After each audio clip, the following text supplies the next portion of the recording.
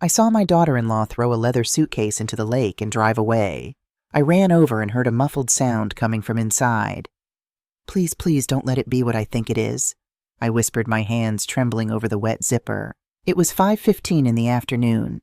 I know because I had just poured my tea and glanced at the kitchen clock, that old clock that belonged to my mother. I was standing on the porch of my house, the house where I raised Thomas, my only son. The house that now felt too big, too quiet, too full of ghosts since I buried him 6 months ago. Meridian Lake shimmered in front of me, still as a mirror. The October heat was sticky, the kind that makes you sweat under your blouse even when you're standing still. Then I saw her. Jessica's silver car appeared on the dirt road, kicking up a cloud of dust. My daughter-in-law, my son's widow. She was driving like a madwoman. The engine roared in an unnatural way. Something was wrong. Very wrong. I knew that road. Thomas and I used to walk it when he was a boy. No one drove like that on it unless they were running from something. She slammed on the brakes right by the lake's edge. The tires skidded. The dust made me cough. I dropped my teacup. It shattered against the porch floor, but I didn't care. My eyes were glued to her. Jessica jumped out of the car as if propelled by a spring. She was wearing a gray dress, the one Thomas gave her for their anniversary. Her hair was a mess. Her face was red. She looked like she had been crying or screaming or both. She opened the trunk with so much force I thought she would rip the door off. And then I saw it. The suitcase. That damned brown leather suitcase I gave her myself when she married my son. "So you can carry your dreams everywhere," I told her that day. How stupid I was. How naive. Jessica pulled it out of the trunk. It was heavy. I could tell by how her body stooped, by how her arms trembled. She glanced around, nervous, scared, guilty. I will never forget that look. Then she walked toward the water's edge. Every step seemed to be a struggle, as if she were carrying the weight of the world or something worse. "Jessica," I shouted from the porch, but I was too far away. Or maybe she didn't want to hear me. She swung the suitcase once, twice, and on the third swing she threw it into the lake. The sound of the impact cut through the air. Birds took flight. The water splashed, and she just stood there watching as the suitcase floated for a moment before it began to sink.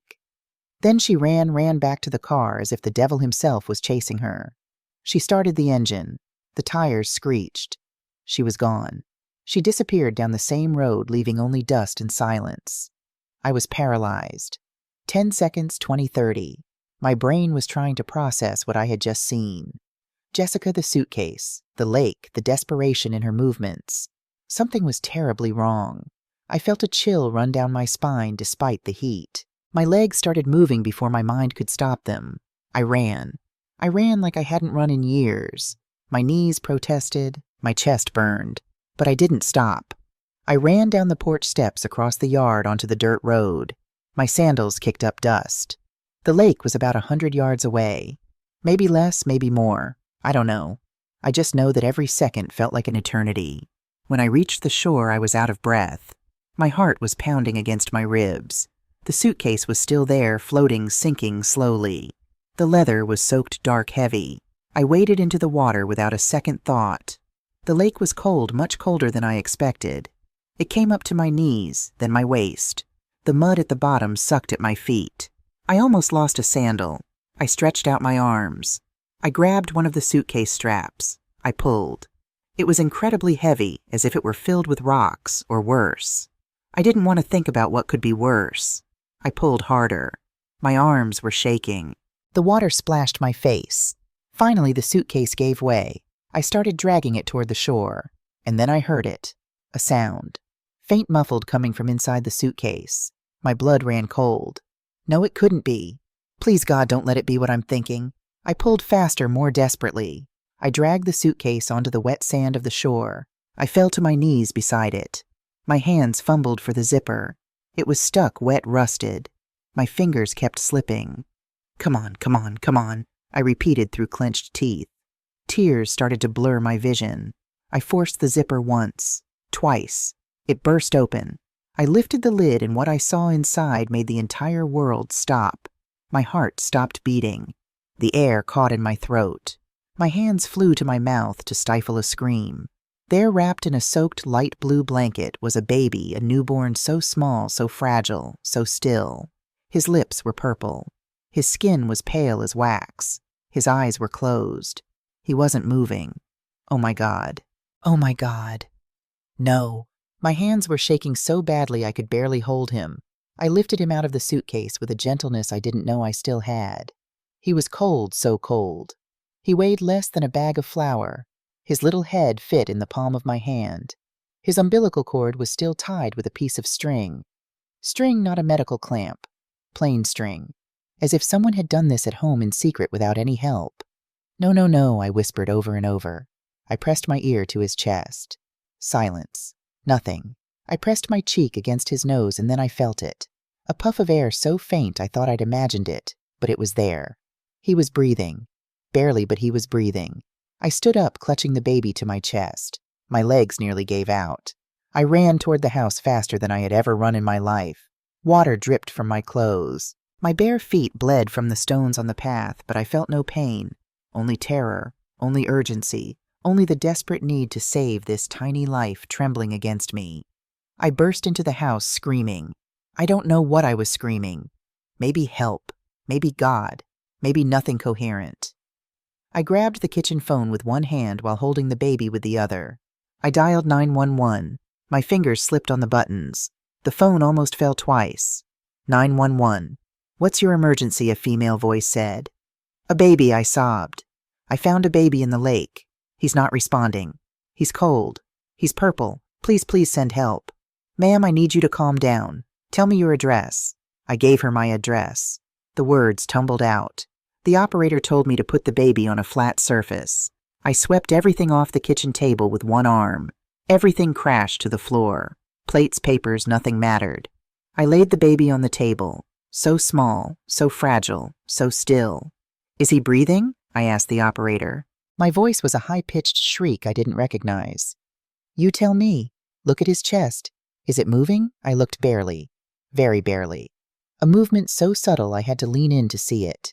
Yes, I think so. Very little. Okay, listen to me carefully. I'm going to guide you. I need you to get a clean towel and dry the baby very carefully. Then wrap him up to keep him warm. The ambulance is on its way. I did what she said. I grabbed towels from the bathroom. I dried his tiny body with clumsy, desperate movements. Every second felt like an eternity. I wrapped the baby in clean towels. I picked him up again, cradled him against my chest. I started rocking him without realizing it. An ancient instinct I thought I'd forgotten. Hang on, I whispered to him. Please hang on. They're coming. They're coming to help you. The minutes it took for the ambulance to arrive were the longest of my life. I sat on the kitchen floor with the baby against my chest. I sang. I don't know what I sang. Maybe the same song I used to sing to Thomas when he was little. Maybe just meaningless sounds. I just needed him to know he wasn't alone, that someone was holding him, that someone wanted him to live. The sirens broke the silence. Red and white lights flashed through the windows. I ran to the door. 2 paramedics rushed out of the ambulance. An older man with a gray beard and a young woman with dark hair tied back in a ponytail. She took the baby from my arms with an efficiency that broke my heart. She checked him quickly, pulled out a stethoscope, listened. Her face showed no emotion, but I saw her shoulders tense. Severe hypothermia, possible water aspiration. We need to move now, she said to her partner. They placed him on a tiny gurney, put an oxygen mask on him. Their hands worked fast, connecting wires, monitors, things I didn't understand. The man looked at me. You're coming with us. It wasn't a question. I got into the ambulance, sat on the small side seat. I couldn't stop staring at the baby so small among all that equipment. The ambulance took off. The sirens wailed. The world blurred past the windows. How did you find him? The paramedic asked as she continued to work. In a suitcase. In the lake. I saw someone throw it in. She looked up. She stared at me. Then she looked at her partner. I saw something in her eyes. Worry, maybe suspicion, maybe pity. Did you see who it was? I opened my mouth. I closed it. Jessica, my daughter-in-law, my son's widow, the woman who cried at Thomas's funeral as if her world had ended. The same woman who had just tried to drown a baby. How could I say that? How could I even believe it myself? Yes, I finally said. I saw who it was. We got to the general hospital in less than 15 minutes. The emergency room doors flew open. A dozen people in white and green scrubs surrounded the gurney. They were shouting numbers, medical terms orders. They rushed the baby through a set of double doors. I tried to follow, but a nurse stopped me.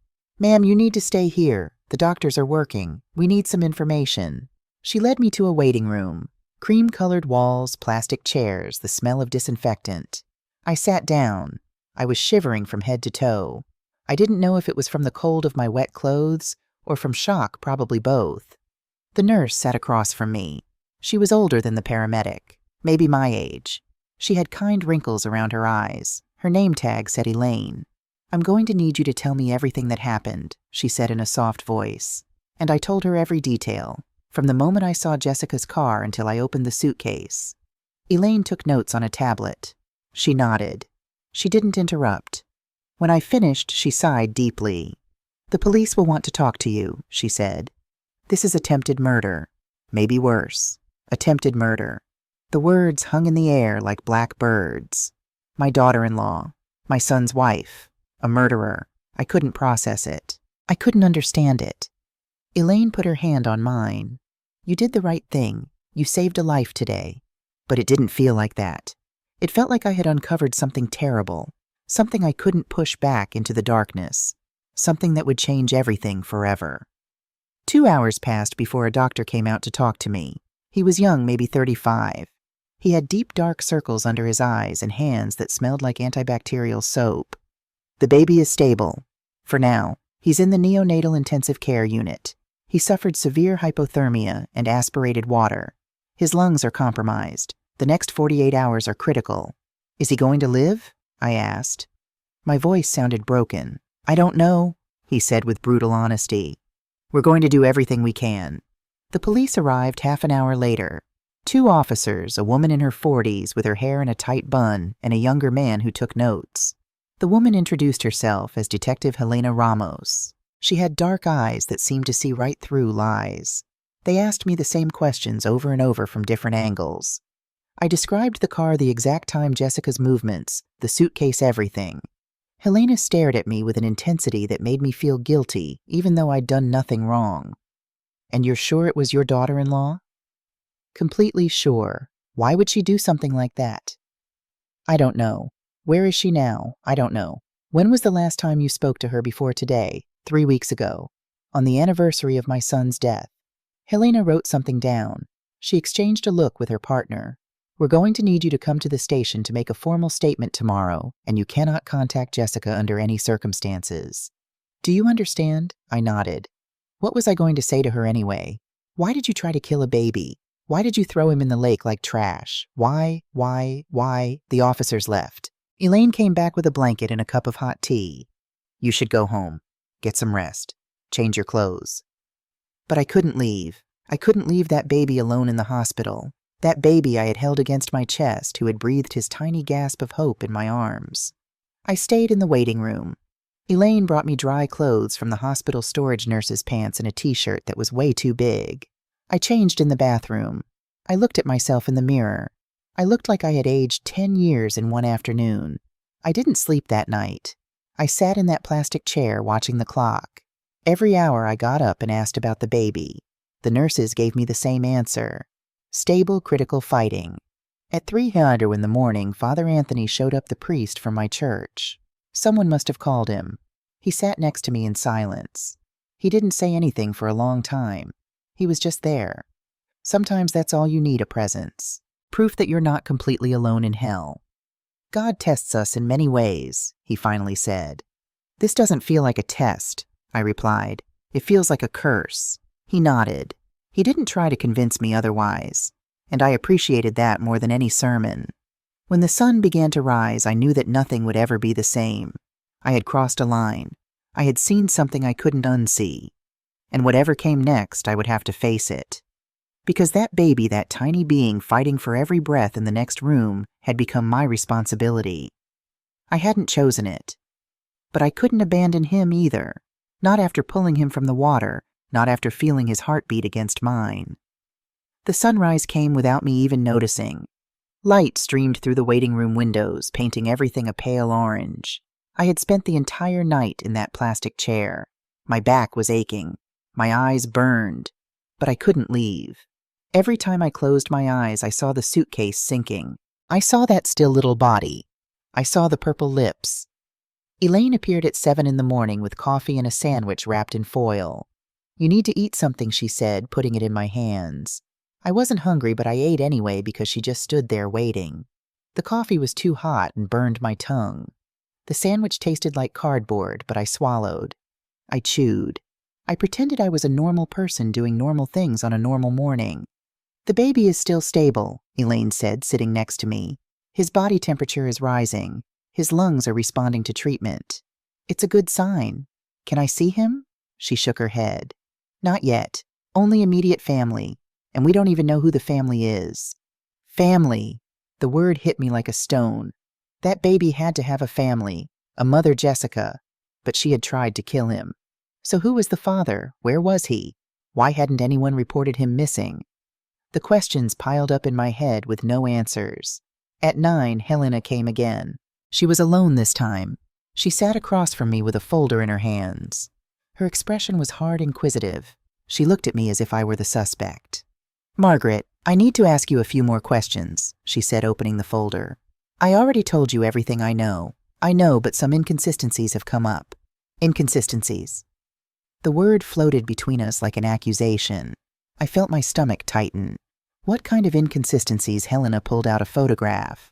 She placed it on the small table between us. It was Jessica's car, but it was in a parking lot not by the lake. This photo was taken by a security camera at a supermarket 30 miles from here yesterday at 5:20 in the afternoon. 5:20, 10 minutes after I saw her by the lake. Impossible. I looked at the photo more closely.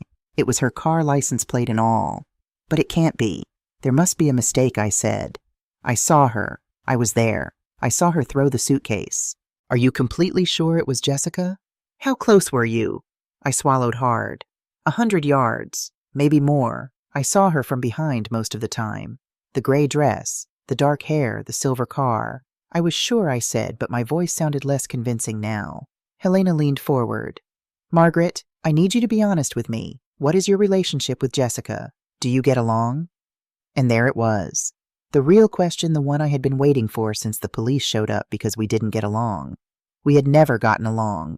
From the day Thomas introduced me to her, I knew something was wrong with her. She was too perfect, too calculating, too interested in the money Thomas made as an engineer. "We're not close," I admitted. "Do you blame her for your son's death?" What my voice was too loud, too defensive. It's a simple question. Do you blame Jessica for Thomas's death, the accident? That's what everyone called it. Thomas was driving home after dinner with Jessica. It was raining. The car skidded. He crashed into a tree. Thomas died on impact. Jessica walked away with minor scratches. It always seemed strange to me. It always seemed convenient, but I never had proof. Just a heartbroken mother looking for someone to blame. I don't see what that has to do with the baby. It has everything to do with it, Helena said, closing the folder. Because we haven't been able to locate Jessica. She's vanished. Her house is empty. Her phone is off. And you are the only person who claims to have seen her yesterday. Her words fell on me like ice water. She was accusing me not directly, but the insinuation was there, clear as day. She thought I had made it all up, that I had found the baby some other way, and was blaming Jessica out of revenge. I didn't lie, I said through clenched teeth. I saw what I saw. Then we need to find Jessica, and fast, because if she's that baby's mother, he's in serious danger. And if she's not, then we have an even bigger mystery on our hands. Helena stood up. She handed me a card with her number. "If you remember anything else, any detail, call me." She left, leaving me with more questions than answers. I sat there with the card in my hand, wondering if I was losing my mind. I had seen Jessica. I was sure of it. But now doubt was seeping in like poison. What if I had been wrong? What if it was someone else? What if my grief and resentment had made me see what I wanted to see? Father Anthony returned at noon. He held a rosary in his hands. "Shall we pray?" he asked. I'm not very religious. I never was. But at that moment, I needed something bigger than myself. Something to tell me I wasn't alone in this. I nodded. We prayed together in low voices. The familiar words calmed me, even if I didn't understand how they worked. When we finished, I felt a little less broken. "The police think I'm lying," I told him. "The truth always comes to light," he replied. even if it takes time. But we didn't have time. That baby was fighting for his life. And somewhere Jessica was hiding or running or planning her next move. At 3 hours in the afternoon, a different doctor came to see me. A woman this time older with thick glasses and a serious expression. "We need your consent to run some tests on the baby," she said. "I'm not family." "We know, but you're the only responsible person right now. Social services is on the way, but in the meantime we need to act. The baby needs blood tests. We need to know if he has any medical conditions, if he was exposed to drugs, if he has injuries we haven't detected." I signed the papers. I didn't even read them completely. I just wanted them to do whatever was necessary to save him. 2 hours later, the social worker showed up. Olivia. She was young. Too young for that job, I thought. Maybe 25. Short hair, gray suit, a professional smile that didn't reach her eyes. "Mrs. Williams," she said, sitting next to me, "I need to ask you some questions about your situation. I understand you found the baby." The story again. The questions again. But Olivia was different. She didn't look at me with suspicion. She looked at me with pity, which was worse somehow. "Do you live alone?" she asked. "Yes." "Do you have a stable income?" "I have my late husband's pension and some savings." "Criminal record, number, mental health issues?" "Depression, anxiety." I hesitated. After Thomas died, I took antidepressants for 3 months. My doctor said it was normal that grief sometimes needs chemical help. I stopped when I started to feel better. I had depression after my son's death, I admitted, but it's over now. Olivia wrote something down. I couldn't see what. "The baby will need a temporary home when he's released from the hospital. If he's released, social services will look for certified foster families. In the meantime, he will remain in state custody." State custody. Those words broke something inside me. That baby I had held against my chest, who had breathed his first breath of life in my arms, was going to be handed over to strangers, to a system, to people who would see him as just another case file, just another number. What if I wanted to... The words came out before I could stop them. What if I wanted to take care of him? Olivia looked at me, surprised, then skeptical. "Mrs. Williams, you're 62 years old. You're not a certified foster parent. You have no legal relationship to the baby. And you are involved in an active criminal investigation. I didn't do anything wrong. I saved his life. I know, but the system has protocols. The child's best interest comes first. And frankly, your age and your recent emotional situation are factors we have to consider." I felt like I had been slapped. Too old, too unstable, too broken. Maybe she was right. Maybe it was crazy to even think about it. But when I closed my eyes, all I saw was that fragile little body, and I knew that no one else in the world would love him like I could. That night I went home for the first time in 36 hours. Elaine convinced me. She said I needed to shower to sleep in a real bed, that the baby would be fine, that they would call me if anything changed. I drove home as the sun was setting. The lake shimmered to my right. I stopped at the same spot where I had seen Jessica, where I had pulled out the suitcase. I got out of the car. I walked to the shore. The suitcase was gone. The police had taken it as evidence, but I could see exactly where it had been. I could see my own footprints in the dried mud. I stood there as darkness fell, wondering if I would ever know the truth, wondering if Jessica was watching from somewhere, wondering what the hell had really happened. And then my phone rang. It was the hospital. My heart stopped. Mrs. Williams' Elaine's voice said, "You need to come back now." I drove back to the hospital, breaking every speed limit. My hands trembled on the steering wheel. My heart was beating so loud I could hear it over the engine. Elaine hadn't given any details on the phone. She just said to come back now. Those 2 words were enough to fill my head with the worst-case scenarios. The baby had died. It had to be that. Why else would they call me so urgently? He had fought for 2 days, and finally his little body had given up. It hadn't been enough. I hadn't been enough. I had been too late. I parked crookedly, taking up 2 spots. I ran toward the emergency room doors. Elaine was waiting for me at the entrance. Her expression was serious, but there was something else. Something I couldn't decipher. "He's alive," she said immediately, as if she knew exactly what I was thinking. "The baby's alive, but you need to come with me." She led me down hallways I didn't know. We went up to the 3rd floor. We passed the neonatal intensive care unit. We kept walking. Finally, we reached a small conference room. Inside were Detective Helena Olivia, the social worker, and a man I didn't know. He was older, maybe 60. He wore a dark suit and glasses. He had the face of a lawyer. "Please sit down," Helena said, pointing to a chair. I sat. My legs felt like jelly. Everyone was looking at me with an intensity that made me want to run. "We received the results of the baby's DNA test," Helena said. Her words fell like stones in still water. DNA. I didn't understand why they had done that. What were they looking for? And I asked when the silence became unbearable. Helena exchanged a look with the man in the suit. He nodded. She opened a folder and took out several papers. She placed them in front of me. "The baby is a boy. He was born approximately 3 days ago, according to medical tests." Helena paused. "And Margaret, he's your grandson." The world stopped. The words didn't make sense. I heard them, but my brain refused to process them. My grandson. Impossible. Thomas died 6 months ago. He didn't leave any children. No pregnancy, nothing. "That's impossible," I whispered. "The results are conclusive," said the man in the suit. "I'm Dr. Alan Mitchell, a specialist in forensic genetics. We ran the tests twice to be sure. The baby shares approximately 25% of his DNA with you. He is definitively your biological grandson. Son of your son Thomas. Son of Thomas. My Thomas." I felt as if someone had hit me in the chest with a hammer.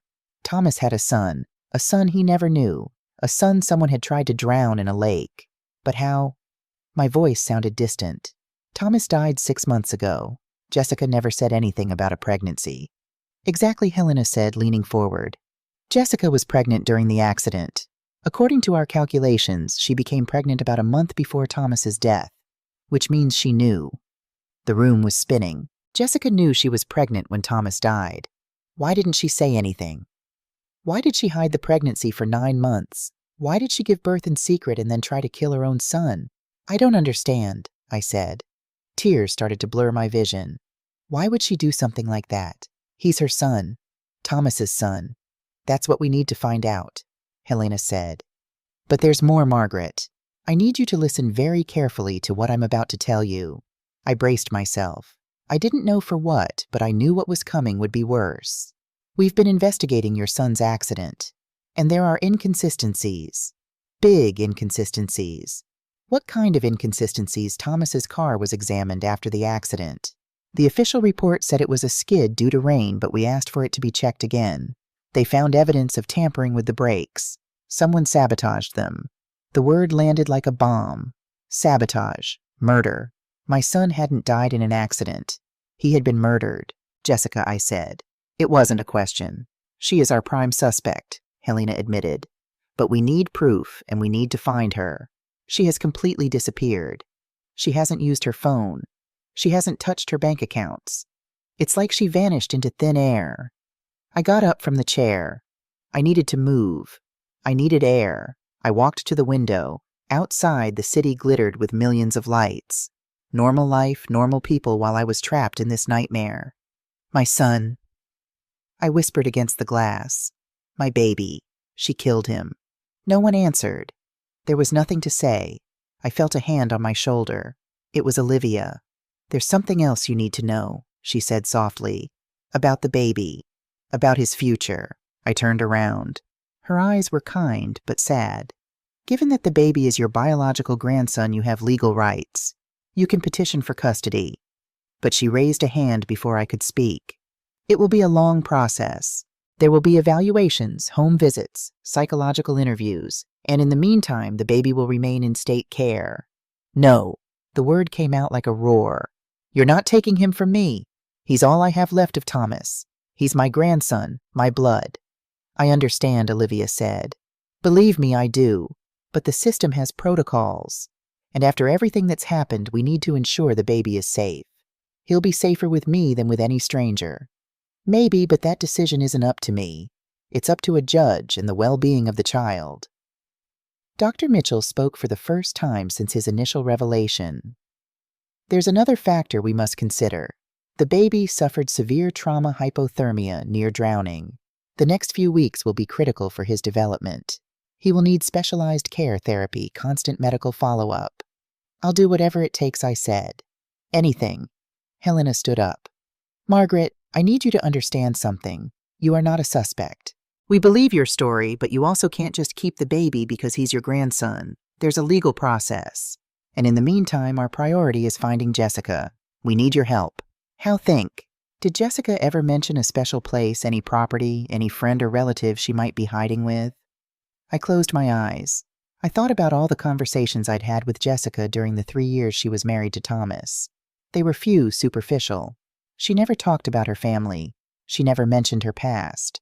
It was as if she had appeared out of nowhere the day she met Thomas. She has an aunt, I said suddenly, up north near the border. Thomas mentioned her once. He said Jessica grew up with her. Helena wrote it down quickly. Name I don't know. Thomas never said. It's a start, Helena said. We'll look into it. They all left except Elaine. She stayed with me in that cold, empty conference room. Do you want to see your grandson? She asked. I nodded, unable to speak. She took me through security doors to the neonatal intensive care unit. She had me wash my hands, put on a sterile gown. Then she led me to an incubator in the corner. And there he was, my grandson, my Thomas's son. So small, so fragile, hooked up to tubes and wires, but alive, breathing, fighting. He had Thomas's dark hair, Thomas's nose, Thomas's long fingers. Can I touch him? I whispered. Yes, just be gentle. I reached my hand through the opening in the incubator. I touched his tiny hand. It was so soft, so warm. His little fingers closed around my index finger, a reflex, but it felt like a promise. Hello, little one, I whispered. I'm your grandma, and I promise I'm going to protect you. No one is ever going to hurt you again. I swear it on your father's memory. Elaine put her hand on my shoulder. He needs a name, she said softly, for the hospital records, until we find the mother, or until a judge decides a name. Thomas had wanted to name his first son Hector after my father. He had told me once during a Christmas dinner, if I ever have a son, I'll name him Hector. Hector, I said, his name is Hector. I stayed there all night, sitting by the incubator, holding his hand, singing him the songs I used to sing to Thomas, promising him a future I didn't know if I could give him, but promising it anyway because now I knew the truth. This baby wasn't a stranger I had found by chance. He was my blood, my family, all that was left of my murdered son, and I wasn't going to let anyone take him from me. Not the system, not Jessica, not anyone. In that moment, while watching his tiny chest rise and fall, I finally understood the full depth of Jessica's betrayal. She hadn't just killed my son. She had tried to erase every trace of him from this earth, including his own child. Some people aren't just broken, they shatter everyone around them, leaving others to rebuild from the fragments they leave behind. But I would rebuild. For Hector, for Thomas, for myself. The morning light crept through the hospital windows, painting the room in soft gold. It was a new day. The first day of our journey together, Hector and I survivors, bound by blood and tragedy. Whatever came next, we would face it together. The following days were a bureaucratic hell. I woke up every morning at 5. I showered, I got dressed, I drove to the hospital, I spent the day by Hector's incubator. And in the afternoons, the visits came. Lawyers, social workers, police officers, all with folders, all with questions, all deciding if I was good enough to raise my own grandson. Olivia showed up on the third day with a list of requirements. She read it in a monotone voice, as if she were reciting an appliance instruction manual. You'll need a criminal background check, a full psychological evaluation, a medical exam, verification of income, an inspection of your home, personal references from at least 3 non-family members, and you need to complete a 40-hour childcare course. 40 hours, as if I hadn't raised a son myself, as if I didn't know how to change a diaper or prepare a bottle. But I said nothing. I just nodded and took the papers she handed me.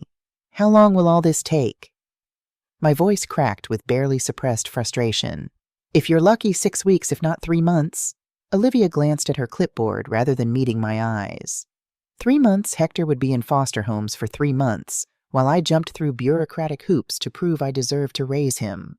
My stomach clenched at the thought of strangers handling him, not knowing his cries, not understanding the specific way he liked to be held. And what about him in the meantime? When he's discharged from the hospital, he will go to a certified temporary foster family. He will receive proper care. You can visit him twice a week under supervision. Olivia's professional mask slipped momentarily, revealing a flicker of genuine sympathy. Twice a week under supervision, as if I were a threat, as if I wasn't the one who saved him from drowning. That night I called Father Anthony. I needed references, I needed people who would say I wasn't crazy, that I was fit, that I could do this. He came to my house the next day. He sat in my kitchen drinking the same tea I used to make for Thomas when he was a boy. "Of course I'll help you," his voice gentle but firm. "You're one of the strongest women I know. That child is lucky to have you." But I didn't feel strong. I felt old, tired, scared. I was 62 years old. How was I going to chase a 2-year-old when I was 64? How was I going to help him with his homework when I was 70? How was I going to be there for his graduation if I made it to 80? "I'm too old for this." I finally admitted aloud, the words hanging in the air between us like a confession. Father Anthony looked at me over his cup, his weathered face creased with a knowing smile. Sarah was 90 years old when she gave birth to Isaac. Age is just a number when there's love involved. I wanted to believe him. I really did. On the 4th day, Elaine taught me how to care for Hector, how to support his little head, how to change his tiny diapers, how to prepare formula to the exact temperature. My hands trembled at first. I had forgotten how fragile newborns were, how dependent, how terrifyingly delicate. "You're doing great," Elaine would say every time I panicked. But it didn't feel great. It felt like walking on thin ice. One wrong move and everything would shatter. On the 5th day, Helena returned with news, her dark eyes alight with the satisfaction of a hunter closing in on her prey. "We found Jessica's aunt. She lives in a small town 100 miles from the border. We went to question her, and she hasn't seen Jessica in 2 years. Says they had a fight, that Jessica owed her money, $3,000, never paid her back." Money. It always came back to money with Jessica. Thomas earned a good salary as an engineer, $70,000 a year. He had savings, a $200,000 life insurance policy. Jessica was the beneficiary. "Did she collect the insurance?" I asked, already knowing the answer. Helena nodded, confirming my suspicions with a grim expression. 4 months ago, $200,000 deposited into her account. 2 weeks later, she transferred it all to an offshore account in the Cayman Islands. We're trying to track it, but it's complicated. $200,000, the value of my son's life. And she had hidden it in some tax haven while planning to kill her baby. Why, I said, the question that tormented me every night. Why kill the baby? She could have given him up for adoption. She could have left him at a hospital. Why try to drown him? Helena was quiet for a long moment, weighing her words carefully. "There's a theory," she finally said. "We've been investigating Thomas's finances. We found something interesting. 2 weeks before he died, he changed his will. He left everything to his future children. Not to Jessica, to his children. The air left my lungs. Thomas knew. Somehow he knew Jessica was pregnant, and he changed his will to protect his son. She killed him for money, the words barely audible as they slipped from my lips. We believe so. And then she found out the money would go to the baby if he was born alive. So she decided to eliminate him too." Helena's voice was clinical, but her eyes betrayed her disgust. The sheer evil of it left me speechless. She had killed my son. She had carried the pregnancy to term. She had given birth alone. And then she had tried to drown her own baby. All for money. "Do you have enough to arrest her?" My hands clenched into fists at my sides. "When we find her, yes, but she's still missing. She's smart. She knows we're looking for her." Helena gathered her papers, her movements precise and controlled. The days turned into weeks. Hector grew stronger. The doctors removed the tubes one by one. He started breathing on his own, feeding on his own crying with strong, healthy lungs. He was a medical miracle, according to the doctors. No baby who had been through what he had should be doing so well. But I knew it was more than medicine. It was willpower. It was Thomas's spirit living in that little body, fighting, surviving, refusing to give up. I completed all the requirements. The background check came back clean. The medical exam showed I was healthy for my age. The psychological evaluation was tougher. A young woman with glasses asked me questions for 3 hours, dissecting my grief, my anger, my determination. "How did you handle your son's death? How do you feel about Jessica? Are you trying to replace Thomas with this baby?" That last question angered me, heat rising to my face as I leaned forward. "I'm not replacing anyone. I'm saving my grandson. It's different." My voice was steel unwavering. She wrote something down. I didn't know if it was good or bad. The home inspection was humiliating. 2 women checked every corner. They opened closets, checked the refrigerator, measured the windows to see if they were safe, counted the smoke detectors, asked about my emergency plan in case of a fire.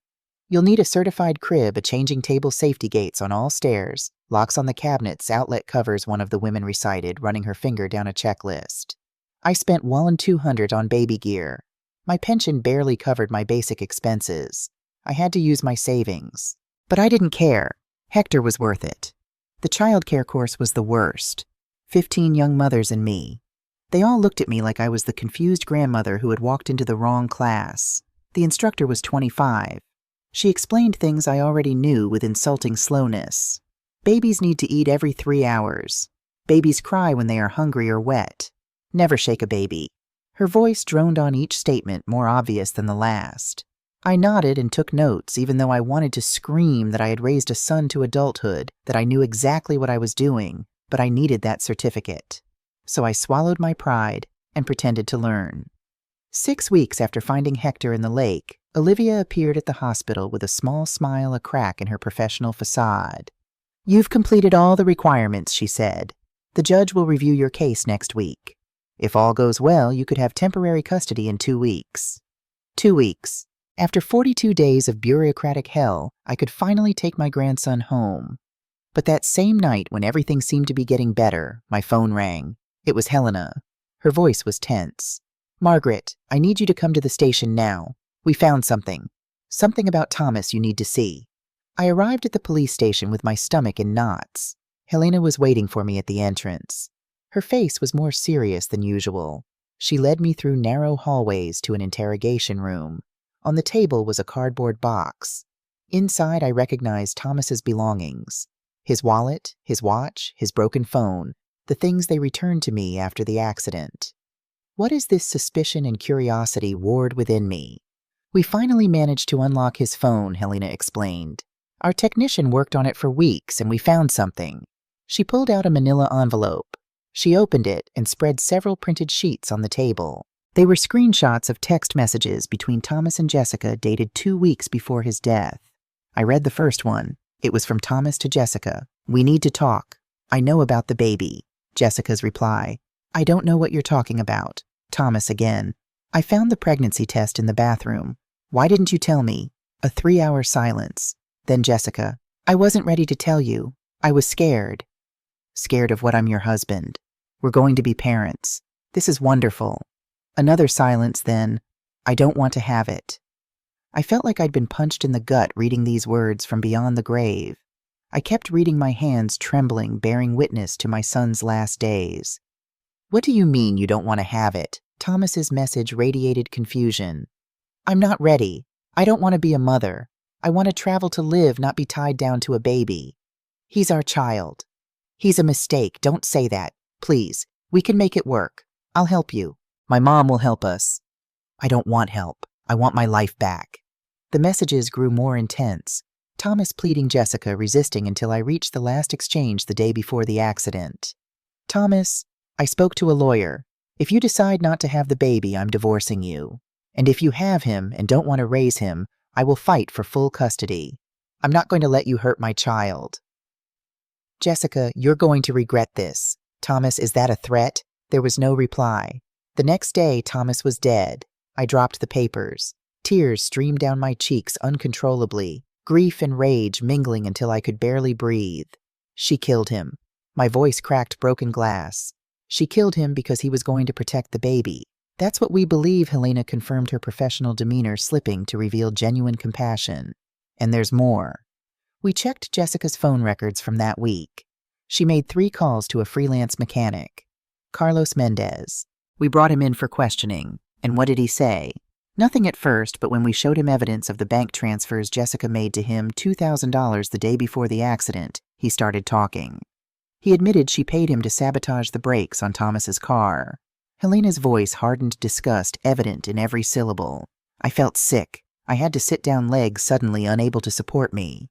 Jessica had planned everything. She had hired someone to kill my son, and she had made it look like an accident. Why would Carlos do something like that? The question escaped before I could stop it, needing to understand how someone could agree to murder a stranger. Debts. He gambled. He owed $15,000 to dangerous people. Jessica offered him $2,000 immediately and $3,000 more later. He accepted. He's now under arrest as an accomplice to murder. Helena gathered the papers, her movements precise. And Jessica, we have a warrant for her arrest for first-degree murder and attempted murder, but we still haven't found her. She's like a ghost. I sat in that cold room processing everything. My son had died trying to protect his baby, and that baby was now in the hospital fighting for his life because his own mother had tried to kill him too. The cruelty of it all was unbearable. What happens now? The question seemed inadequate for the magnitude of what I'd learned, but it was all I could manage. We keep looking. We have her picture in every airport, at every border, alerts in hospitals in case she tries to change her appearance. Someone will recognize her eventually. No one disappears forever. Helena tried to sound confident, but doubt shadowed her eyes. But I wasn't so sure. Jessica had proven to be smarter and colder than I ever imagined. If she had planned Thomas's murder in such detail, she probably had an equally elaborate escape plan. I went back to the hospital that night. I sat by Hector's incubator. I watched him sleep, so innocent, so oblivious to the horror surrounding him. His very existence had cost his father his life. His mother had tried to kill him. And I was all that stood between him and a system that would see him as just another file. "Your dad loved you," I whispered to him. "He died protecting you. And I'm going to finish what he started. I promise you." Elaine showed up with coffee. She sat next to me in silence for a while, the quiet presence of a friend who knew when words weren't needed. I heard about the messages, she finally said, compassion warming her voice. "I'm so sorry. I didn't know Thomas could be so strong," I said. "He was always gentle kind. But in those messages, he was a warrior willing to fight for his son. Love does that. It makes you stronger than you ever thought possible." She squeezed my hand, the simple gesture conveying more comfort than any words could. She was right. I was feeling it myself. I had never considered myself particularly strong, but now I was fighting the system, fighting time, fighting a fugitive murderer, all for this baby. The next few days were about preparation. I turned Thomas's room into a room for Hector. I took down the rock band posters, the soccer trophies, the college photos. I painted the walls a soft yellow. I set up the new crib, the changing table, the musical mobile that played lullabies. It was painful to dismantle my son's sanctuary, but it was necessary. Thomas was gone. Hector was alive, and he needed a space to grow. Father Anthony came to bless the room. He sprinkled holy water in the corners, prayed for Hector's protection, for my strength, for justice, for Thomas. God has a plan. His voice resonated in the newly painted room, even if we don't always understand it. "What kind of plan involves killing a good man and nearly drowning a baby?" I asked bitterly, unable to reconcile faith with such cruelty. "The kind of plan that turns evil into redemption. Jessica wanted to destroy this family. But look, Thomas left a legacy. You found a new purpose. That baby survived against all odds. Evil didn't win. Love won." Father Anthony's weathered face held no doubt, only certainty. I wanted to believe him. Some days I could. Other days all I saw was darkness. The court hearing was scheduled for a Tuesday. I wore my best suit, the same one I wore to Thomas's funeral. Olivia accompanied me. We entered a small courtroom. The judge was a woman in her 50s, gray hair pulled back, a stern but not unkind expression. She reviewed all my papers, the certificates, the references, the evaluations, the home inspection report. She read every page with painstaking attention. Finally, she looked up, eyes sharp with assessment. "Mrs. Williams, I have reviewed your case carefully. It is highly unusual. A 62-year-old woman petitioning for custody of a newborn. But it is also unusual for a grandmother to save her grandson from drowning." My heart was beating so loud I was sure everyone could hear it. "I have spoken with the hospital, with the social workers, with your references, and they all say the same thing. That you are dedicated, loving, capable, that baby was lucky you were there that day." I felt tears welling up, but held them back, knowing this was no time for emotional displays. "I have also read about the criminal case, about the suspicion that the baby's mother murdered his father and then tried to kill the baby. It is horrible, unthinkable. That child needs stability. He needs love. He needs someone to protect him." A pause, long, endless. "Therefore, I am granting temporary custody to Margaret Williams for a period of 6 months. During that time, there will be monthly visits from social services, progress evaluations, and at the end of the 6 months, We will review whether custody becomes permanent. Congratulations, Grandma. The gavel struck, and suddenly I could breathe again. I cried right there in the courtroom. I cried with relief, with gratitude, with fear, with everything. Olivia hugged me, her professional demeanor momentarily forgotten. You did it, she whispered. You're going to be able to take him home. 3 days later, 6 weeks after pulling him from the lake, I took Hector home. Elaine helped me buckle him into the car seat. She explained everything again. How to hold him, how to feed him, how to spot signs of trouble. You're going to be fine, she reassured me. And I'm just a phone call away if you need me. I drove home at 20 miles per hour. Every bump terrified me. Every approaching car seemed like a threat. But we made it safe and sound. I walked into the house with Hector in my arms. I took him to his room. I laid him in his crib. He looked so small in that space, so vulnerable. But he was breathing. He was alive. He was safe for now. The first few weeks with Hector at home were the hardest of my life. I had forgotten how exhausting it is to care for a newborn. The sleepless nights, the unexplained crying, the constant panic that I was doing something wrong. At 30, I had raised Thomas with youthful energy. At 62, every sleepless night left me shattered. But there were also moments of pure magic. When Hector would grab my finger with his tiny hand, when he would stop crying at the sound of my voice, when he would open those dark little eyes that were identical to Thomas's and look at me as if I were his entire world. In those moments, I knew every second of exhaustion was worth it. Elaine came 3 times a week. She taught me tricks I had forgotten. How to burp him more easily, how to swaddle him tightly so he would sleep better, how to read his different cries. She became more than a nurse. She became a friend, a lifesaver. You're doing an amazing job, she would tell me every time. But I didn't feel amazing. I felt terrified. Every strange noise in the night made me jump. Every car that drove slowly past my house made me nervous. Jessica was still out there somewhere. And even though the police said she had probably fled the country, I couldn't shake the feeling that she was close watching, waiting. I installed new locks on all the door's security cameras on the porch, an alarm connected directly to the police. I spent another $800 I didn't have, but Hector's safety was priceless. One night, 3 weeks after bringing him home, I found something. I was organizing Thomas's things that I had stored in boxes, his clothes, his books, his papers. At the bottom of a box, I found a journal, brown leather worn. I didn't know Thomas kept a journal. I opened it with trembling hands.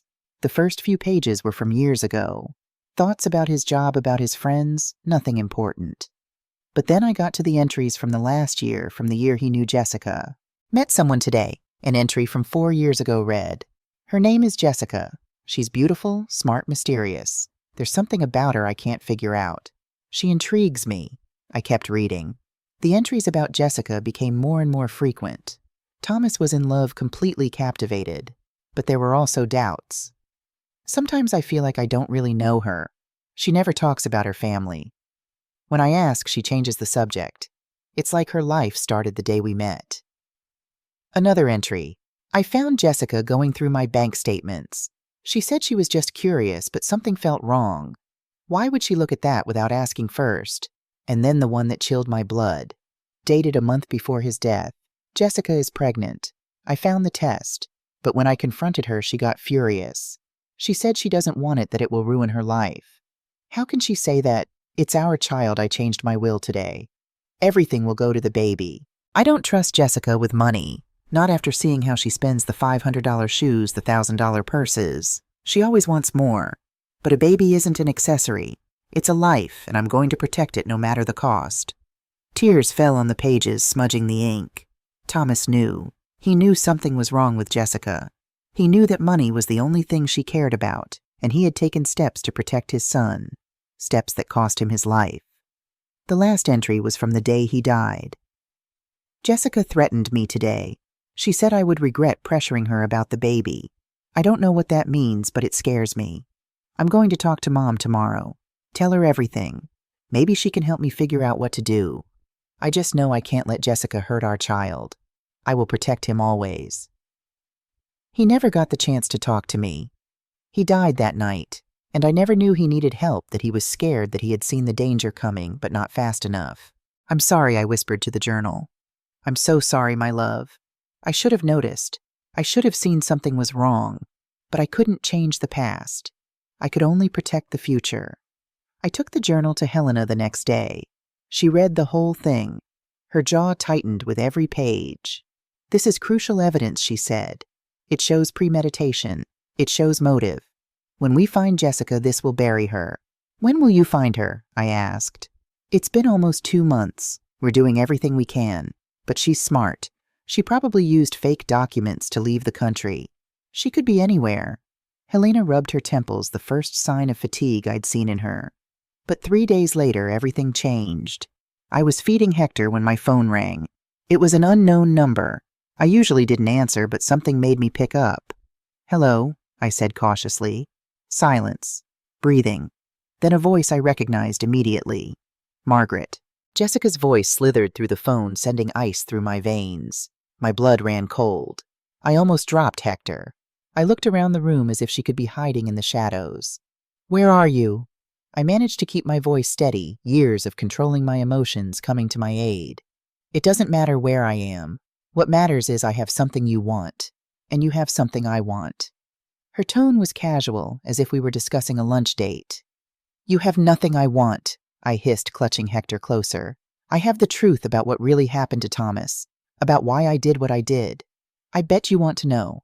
Her voice took on a sing-song quality that made my skin crawl. "I already know the truth. I read Thomas's journal. I know you killed him for money. I know you're a monster." My free hand fumbled for my cell phone, hoping to record this conversation. A cold laugh, humorless. "A monster. How dramatic. You don't know anything, Margaret. Thomas wasn't the saint you think he was." "Don't you dare!"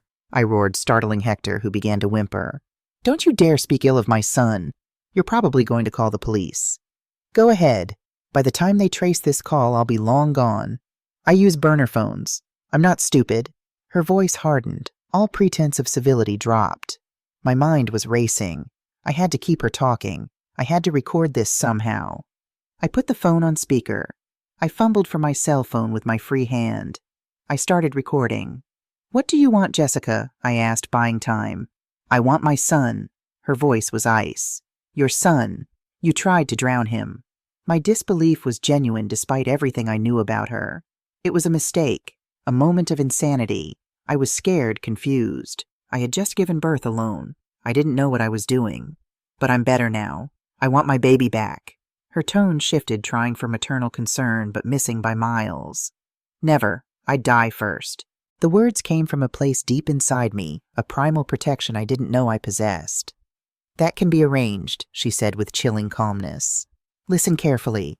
I want Hector, and I want the money from Thomas's will. The $200,000 from the insurance plus everything Thomas left in a trust for the baby. That's another $300,000. $500,000. Everything Thomas had worked for, everything he had saved, all meant for his son. And if I refuse, buying more time letting the recording capture every damning word, then I'll come for him. I'm his biological mother. Legally, I have more rights than you. And when they finally catch me, I'm going to say you stole my baby, that you threatened me, that you made up the whole story about the lake to keep him. My word against yours, and I'm much younger, more believable, more sympathetic." Jessica laid out her twisted plan with the confidence of someone who had calculated every angle. I felt sick, but I kept recording. "How do I know you won't kill us both and take everything anyway? You don't, but it's your only choice. Bring the baby and the money to the old warehouse by the lake. You know, the one where you and Thomas used to fish. Tomorrow at midnight. Alone. If I see any cops, I disappear, and you'll never see me again. And eventually I'll find a way to take Hector from you anyway. Jessica, wait." But the line was already dead. I stood there trembling with Hector in one arm and the phone in the other. I had the recording. I had evidence that Jessica was alive, that she had threatened me. I called Helena immediately. I sent her the audio. Perfect. Helena's voice crackled with fierce satisfaction. "This is exactly what we needed. Now we're going to set a trap. You're going to go to that meeting, but we'll be there hidden waiting. And when she shows up, we'll get her. What if something goes wrong? What if she sees me with police and runs again?" Fear constricted my throat. "She won't see us. I promise you. I'll have snipers in position. Teams in the shadows. She's not getting away this time." And Hector, I clutched him closer, his tiny body warm against my heart. Hector stays with Elaine, in a safe place. You're not taking him. You're just going to pretend you brought him. I nodded, though she couldn't see me. One more day. I just had to survive one more day, and then Jessica would finally face justice for Thomas, for Hector, for all the pain she had caused. I didn't sleep that night. I stayed awake watching Hector sleep, memorizing every detail of his face just in case. In case something went wrong, in case I never saw him again. Your daddy loved you, I whispered to him. And I love you. And tomorrow we're going to make sure you're safe forever. The next day passed in slow motion. Every minute felt like an hour, every hour like an eternity. At 9 in the morning, Elaine came for Hector. I packed his bag as if he were going away for a week, though I hoped to have him back in hours. Diapers formula, extra clothes, his favorite blanket. My hands trembled as I put each item in the bag. He'll be perfectly fine with me, Elaine said, taking Hector in her arms. I have your number. The police have my address. No one is going to touch him. I promise. Her eyes conveyed what her words couldn't, that she understood the gravity, the danger, the fear gnawing at my core. I kissed her on the forehead. Then I kissed Hector. His soft skin smelled of baby lotion and hope. I love you, little one, the words catching in my throat. Grandma will be back soon. I watched them leave. Elaine's car disappeared down the street, and I felt like a piece of my soul was being torn away. But it was necessary. Hector had to be far away safe, just in case things went wrong. Helena arrived at 2 in the afternoon with 3 other officers, 2 men and a woman, all in plain clothes, all armed.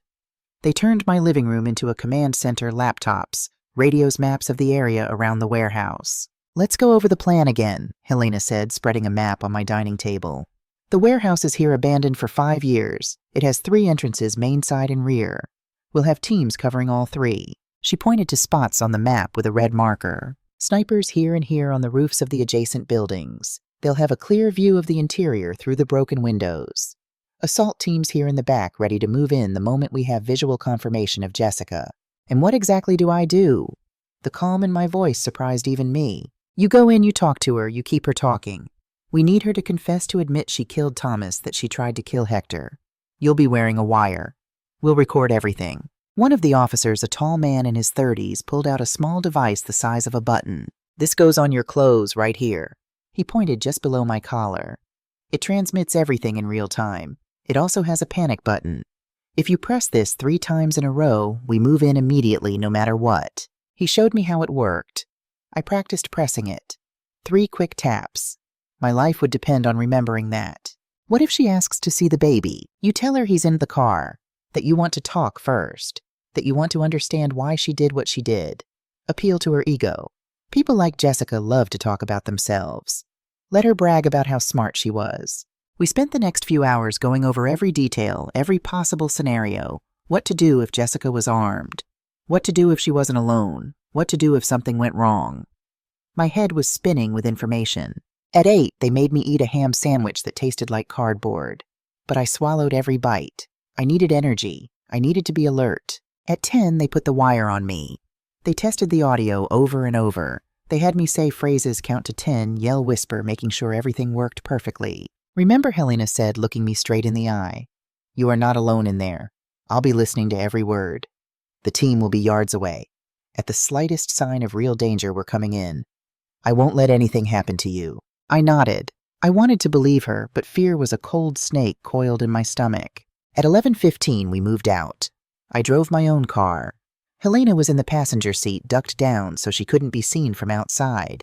The other teams were already in position, she informed me over the radio. Snipers in position. Rear team ready. Perimeter secured. We arrived at the warehouse at 11:40. It was exactly as I remembered it. Old, decrepit, broken windows, graffiti-covered walls. Thomas and I used to come here when he was a boy. We would fish off the pier behind it. Simpler times, happier times. Helena got out of the car in a blind spot from Jessica's imaginary cameras. She disappeared into the shadows. I was alone. I looked at the clock. 11:55. 5 minutes. I closed my eyes. I thought of Thomas, of his smile, of how he called me Mom, in that affectionate tone. Of what it would have been like to see him as a father.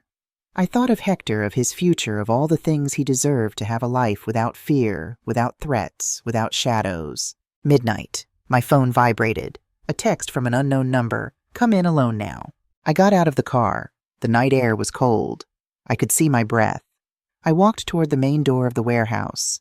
Every step sounded too loud in the silence. The door was ajar. I pushed it. It creaked. The sound echoed off the empty walls. Inside it was dark, almost completely black. Only a little moonlight came through the broken windows, creating strange shadows. Jessica, I called out, my voice sounding small and scared. Close the door, a voice said from the shadows. Jessica's voice. I closed the door. My eyes slowly adjusted to the darkness. And then I saw her standing in the center of the warehouse. She was wearing dark clothes, black jeans, a hooded sweatshirt. She looked different, thinner. Her hair was short, dyed blonde, but it was her. You came? She sounded almost surprised, as if she hadn't expected me to follow through. You said you wanted to talk. I want answers first. I want to know why. Why did you kill Thomas? Why did you try to kill Hector? The steadiness in my voice belied the thundering of my heart. She laughed. That same cold sound I had heard on the phone. Why do you think, Margaret, for the money? It was always about the money. Thomas loved you. He gave you everything. The accusation burst from me before I could temper it. Thomas was a romantic fool. He talked about love and family and the future. I wanted freedom. I wanted to travel, to live, not be tied to a house and a crying baby.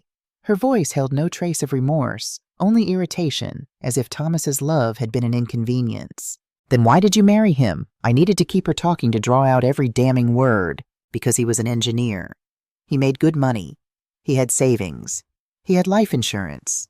It was an investment. I was going to wait 5 years, divorce him, take half of everything. But then I got pregnant and it ruined my plan. Her words were poison, each one burning into my memory, into the recording device, building evidence with every syllable. You told him you didn't want the baby. Of course I didn't want it. But Thomas became impossible. He changed his will. Everything for the baby. So I had to adapt. If Thomas died while I was pregnant, I'd collect the insurance, but the baby would inherit the rest. So the solution was simple. Kill Thomas. Have the baby. Kill him too. Keep everything.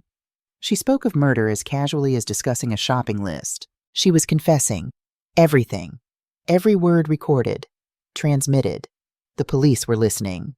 But I needed more. You hired Carlos to sabotage the brakes. $2,000. A bargain considering I got $200,000 from the insurance. Best investment of my life. No hint of humanity flickered in her expression, only a cold calculation that chilled me more than the night air. And the baby, your own son. He was an obstacle. Nothing more. I gave birth alone in a cabin I rented with cash. No one knew I was pregnant. I wore baggy clothes, avoided people. When he was born, I thought about just leaving him somewhere. But then I remembered the lake where you and Thomas used to go. It seemed poetic to end everything where your little family tradition began. I felt sick. I felt rage. I felt all the hate in the world concentrated on the woman standing in front of me. But I kept my face neutral, knowing that every confession brought her closer to justice. But you failed. I saved him. Pride and defiance seeped into my voice, impossible to suppress. Yes, that was annoying. But it doesn't matter because now I'm going to finish the job. Where is Hector, Margaret? It wasn't a question. It was a demand. I'm not giving him to you. My resolve was ironclad, a fortress built on love and determination. And then I saw the gun.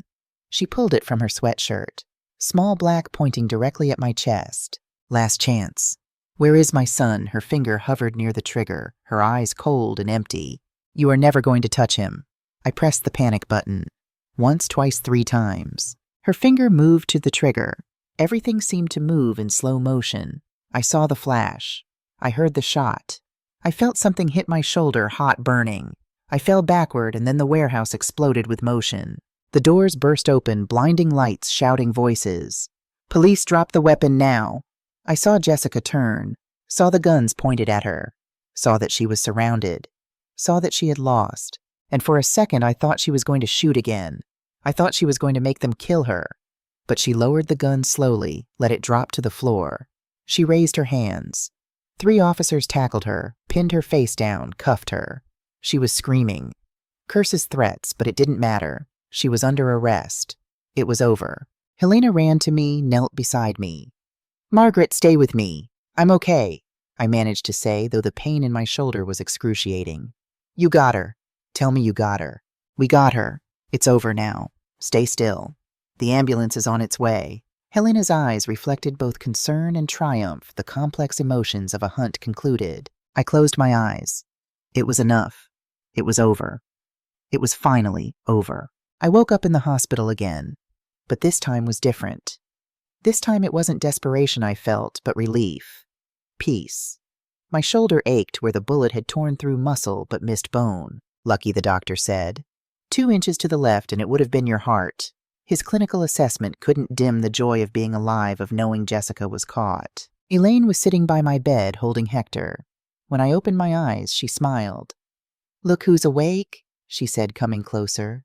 Someone missed you very much. I took Hector with my good arm. I cradled him against my chest.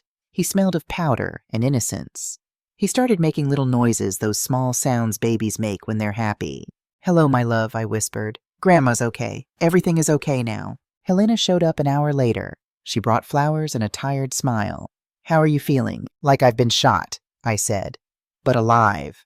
What happened with Jessica? Arrested. Charged with first-degree murder for Thomas. Attempted murder for Hector. Attempted murder for you, plus a list of other crimes. Conspiracy, fraud, obstruction of justice. She's going to spend the rest of her life in prison. No possibility of parole. Helena's words were sweet as honey. Justice. Finally. The recording worked perfectly. She confessed to everything.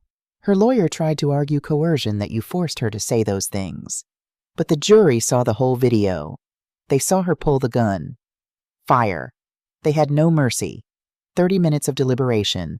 Guilty on all charges. When was the trial? I looked out the window, confused. How long was I out? 3 days. The bullet did more damage than they initially thought. They had to operate twice, but you're going to make a full recovery according to the doctors. Helena's eyes held a new respect, seeing me as more than just a witness, now a partner in bringing Jessica to justice. 3 days. I had lost 3 days. I looked at Hector, alarmed. Elaine took care of him, Helena said quickly, and Father Anthony helped. That baby was spoiled by half the town while you were resting. Over the next few weeks, I recovered slowly. Physical therapy for my shoulder was painful but necessary. Elaine kept coming to help with Hector when I couldn't lift him with my injured arm. Father Anthony brought food. Neighbors I barely knew showed up with casseroles and kind words. You're a hero. What you did for that baby, risking your life like that. But I didn't feel like a hero. I just felt like a grandmother doing what any grandmother would do, protecting her own. 2 months after Jessica's capture, I had another hearing with the judge. This time was different. This time, the judge was smiling as she reviewed the documents. Mrs. Williams, I have reviewed all the reports from the last 6 months, the visits from social services, Hector's medical evaluations, the progress reports, and I must say I am impressed. Her words washed over me like a blessing. Hector is thriving under your care. He is meeting all his developmental milestones. He is healthy, happy, loved, and you have proven to be more than capable despite the challenges. Her assessment validated every sleepless night, every moment of doubt, every struggle to prove myself worthy. Thank you, Your Honor. The gratitude welled up from somewhere deep and true. Therefore, I am granting full and permanent custody of Hector to Margaret Williams, effective immediately. Furthermore, since the biological mother is incarcerated for life and has lost all her parental rights, I authorize adoption proceedings if you wish to proceed. Her gavel punctuated each declaration, making them official, binding, real. Adoption to make him legally mine. Not just his custodial grandmother, but his legal mother. The possibility bloomed like an unexpected flower in winter. Yes, I said without hesitation. Yes, I want to adopt him. Then so it shall be.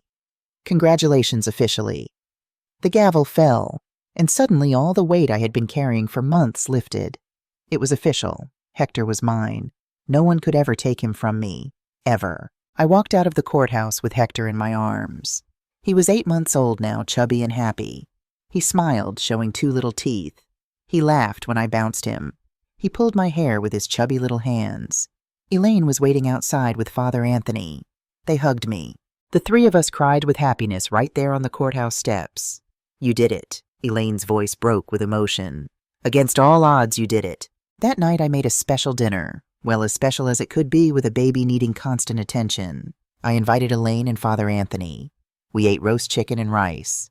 We toasted with apple juice because none of us drank alcohol. To Hector, Father Anthony raised his glass. To his bright future. To Thomas, I added my voice thick with emotion, who was watching over us from somewhere proud of his son. To love, Elaine's eyes glistened with unshed tears, which always conquers evil. We drank, we ate, we laughed. Hector banged on his high chair and squealed with joy, not understanding but feeling the happiness around him. The months turned into years. Hector grew. He started walking. At 11 months, his first word was Gamma for Grandma. I cried when he said it. At 2, he was running all over the house. At 3, he started preschool. Every milestone was a miracle. Every day a gift. I talked to him about Thomas constantly. I showed him pictures. I told him stories. Your daddy was a good man, I would tell him, his eyes so like Thomas's, it sometimes took my breath away. Brave. He loved you even before he met you. He gave his life protecting you. Daddy hero, Hector would say in his little voice. Yes, my love. Daddy was a hero, and you are going to grow up to be just as good, just as brave, just as loving. I never told him about Jessica.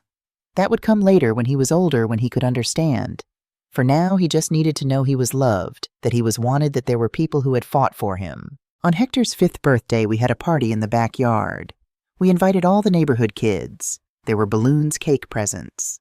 Hector ran among his friends, laughing so full of life, so different from the purple still baby I had pulled from the lake 5 years ago. Elaine sat next to me on the porch, watching the celebration, her weekly visits having never stopped, friendship having long since replaced professional duty. What are you thinking about? She asked, seeing my distant gaze. That day, I admitted. How I could have been 5 minutes later, how I might not have looked out the window at that exact moment, how everything could have been different.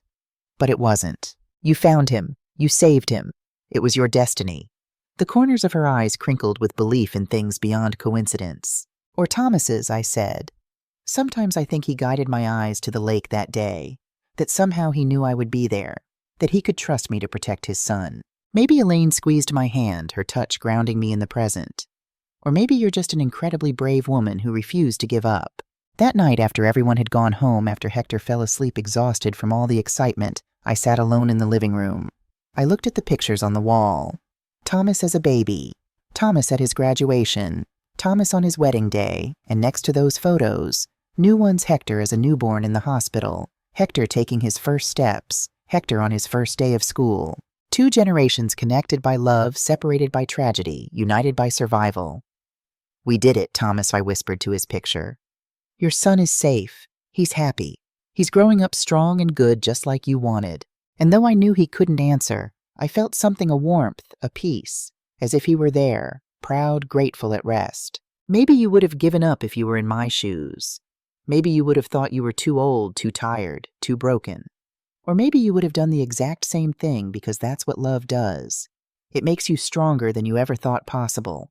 It makes you fight when all seems lost. It makes you find hope in the deepest darkness. I don't know what the future holds. I know there will be challenges. I know there will be hard days. I know raising a child at my age won't be easy. But I also know that every day with Hector is a gift. Every smile, every hug, every I love you, Gamma. If this story touched your heart, if it made you feel something, leave me a comment.